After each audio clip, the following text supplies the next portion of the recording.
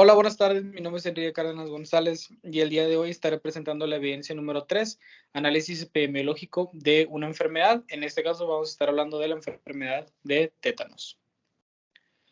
Comenzando con la revisión de artículos, el primer artículo que estaré presentando es este artículo llamado Tetanus Vaccination in Pregnant Women, a Systematic Review and Metadata Analysis of the Global Literature, que en este caso es un metaanálisis que fue conformado por 20 artículos en total, en donde se busca determinar cuáles son las causas contribuyentes a que las mujeres embarazadas tengan una correcta vacunación contra el tétanos.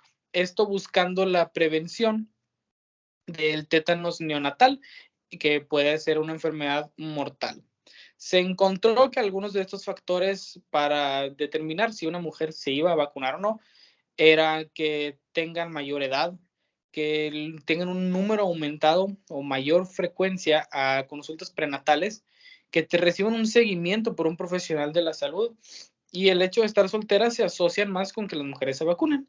Esto ayuda pues principalmente a la prevención del tétanos neonatal, lo cual es una patología mortal con una incidencia relativamente baja en México. Sin embargo, es baja debido a los esfuerzos de prevención que se hacen contra esta patología, y entonces es importante darle seguimiento para seguirla previniendo.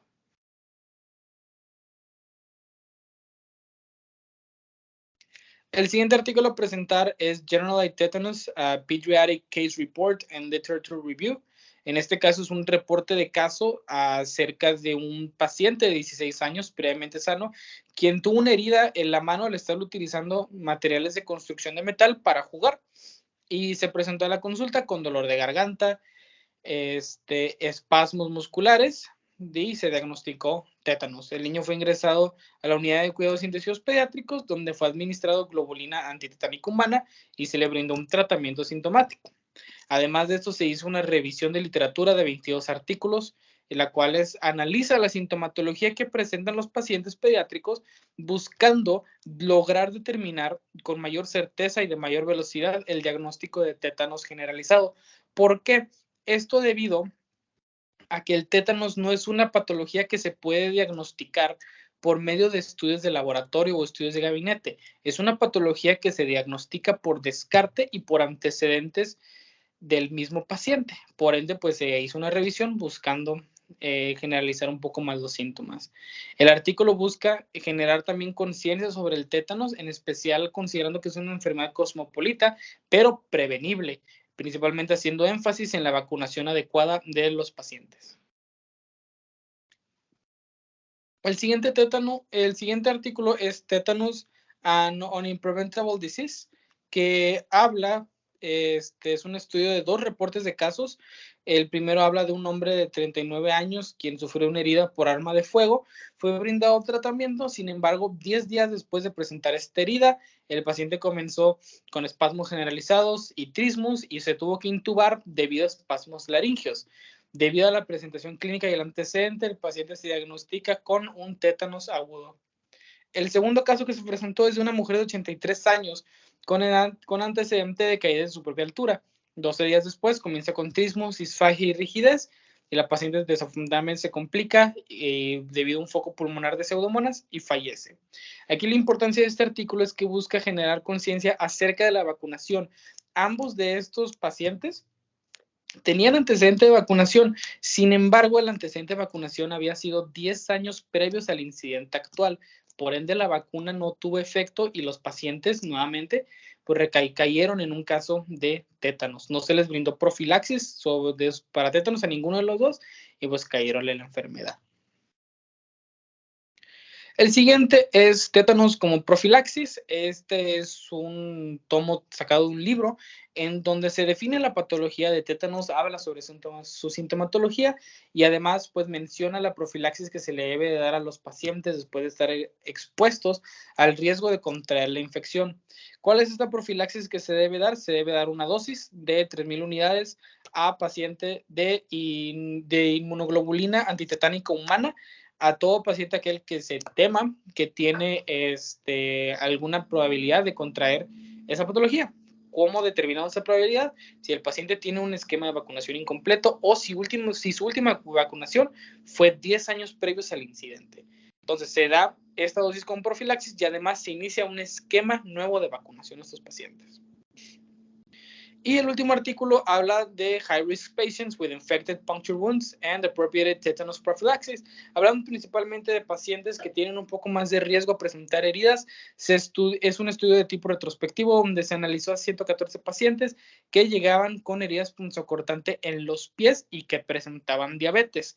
Todos ellos se hizo una encuesta y se determinó que el 53% de ellos no contaba con un esquema actualizado de la vacuna para el tétanos. De todos estos pacientes, el 80% recibió vacuna de refuerzo y el 3.8% recibió tanto la vacuna de refuerzo como una inmunización con globulina antitetánica humana y el resto no recibió ningún tipo de profilaxis. Aquí lo que el estudio encontró es que no había ninguna diferencia significativa entre aquellos que recibían o no la profilaxis. Sin embargo, pues esto se sabe que puede variar dependiendo de los países donde se estudie esta patología. Pasando ahora a las medidas básicas más frecuentes para la enfermedad, es importante mencionar la incidencia de tétanos en México. Tiene un promedio de 26 nuevos casos por año desde el año 2015 hasta el 2020. Sin embargo, aquí lo importante sería también mencionar el tétanos neonatal, el cual es una patología un poco más rara debido a los esfuerzos de control que se tienen sobre esta patología. Se han diagnosticado solo 2 casos en el año 2016 y tuvimos que esperar hasta el 2019 para presentar un caso más de tétanos neonatal. También se tiene que es más prevalente en hombres que en mujeres, con una razón de 3.8 a 1. Esto se puede deber a una mayor exposición del hombre a la tierra o trabajos que puedan causarles heridas.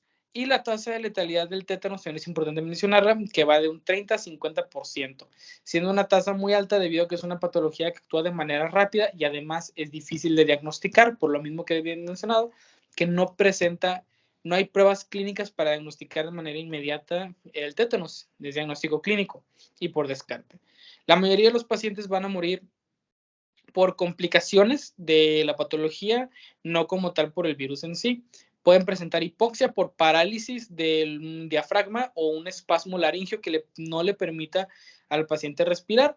También puede complicarse por infección, entre otras causas. El enfoque de riesgo tenemos que es un agente cosmopolita, por lo cual la erradicación es básicamente imposible y existe una manera muy sencilla de prevenir la patología, lo cual es por medio de la vacunación. Por ende, las poblaciones en riesgo de contraer esta patología son todos aquellos que no cuenten con un esquema de vacunación actualizado o completo. Y además tenemos a todos aquellos pacientes que hayan sufrido una herida y que no se les haya brindado la profilaxis necesaria. Esto en específico a pacientes que no recuerdan exactamente cuándo fue su última dosis de la vacuna para el tétanos. Esos tipos de pacientes que no se recuerdan, se les da inmunoprofilaxis de cualquier manera para evitar cualquier riesgo. Pasando a los factores de riesgo y prevención y el control. El principal factor de riesgo para el tétanos es no contar con la vacuna o no estar actualizado en el esquema de vacunación. Para el tétanos neonatal existen diferentes factores de riesgo, los cuales van a ser la edad materna de 17 a 53 años, un embarazo sin control prenatal, falta de vacunación por parte de la madre y uno de los más importantes, el corte del cordón umbilical sin instrumentos estériles. Esta es la manera en la que más comúnmente se transmite el tétanos neonatal y se puede llegar a transmitir en sitios donde no se tenga muy buena higiene o donde no se sigan las prácticas de esterilización adecuada de instrumentos. Pero también puede haber un mal manejo de la cicatriz umbilical desde la casa, en específico durante las primeras semanas en las que el cordón umbilical aún está pegado a la cicatriz umbilical. Existen algunas prácticas que tienen algunas comunidades, como por ejemplo poner una moneda en el ombligo, y pues eso puede infectar con tétanos la cicatriz umbilical y pues causar un caso de tétanos neonatal. Como prevención está la vacunación y tenemos 3 vacunas. La DTaP, que se aplica a los 2, 4 y 6 meses de edad y un refuerzo a los 18 meses. La TDAP, que se aplica entre los 11 y 12 años. Y la TD, la cual se aplica cada 10 años a partir de la última dosis. Esta es la que es importante tener actualizada, ya que esta es la que a final de cuentas pues, nos va a brindar la protección prolongada a lo largo del tiempo. Y también es importante recalcar que toda mujer en edad fértil no vacunada debe iniciar con 2 dosis de toxoide antitetánico a no más de 4 semanas de inicio del embarazo. Una tercera dosis entre 6 y 12 meses después, cuarta dosis al año de la tercera y una quinta dosis al año de la cuarta. Factores de riesgo y prevención y control. El control de la enfermedad se hace en caso de que se identifiquen múltiples casos de tétanos neonatal. Como tal, hacer un control de la patología si se presenta en un solo individuo adulto es un tanto difícil debido al hecho de que es una enfermedad, como mencionamos, cosmopolita y cuyos factores de riesgo solamente son por una simple cortada puede dar. Entonces, en casos de que haya casos de tétanos neonatal, se debe iniciar una campaña de detección empezando por zonas silenciosas. ¿Cuáles son estas zonas silenciosas? Son zonas en donde se consideraba erradicado el tétanos neonatal y que empiezan a presentar casos, sin embargo, porque se consideraba erradicada o controlada, no se reportan. Y al ser cosmopolita, su erradicación es difícil y de verdad el único método preventivo y control adecuado es que la vacunación siguiendo los esquemas completos. Eso es todo por mi parte y aquí están las referencias del trabajo. Muchas gracias.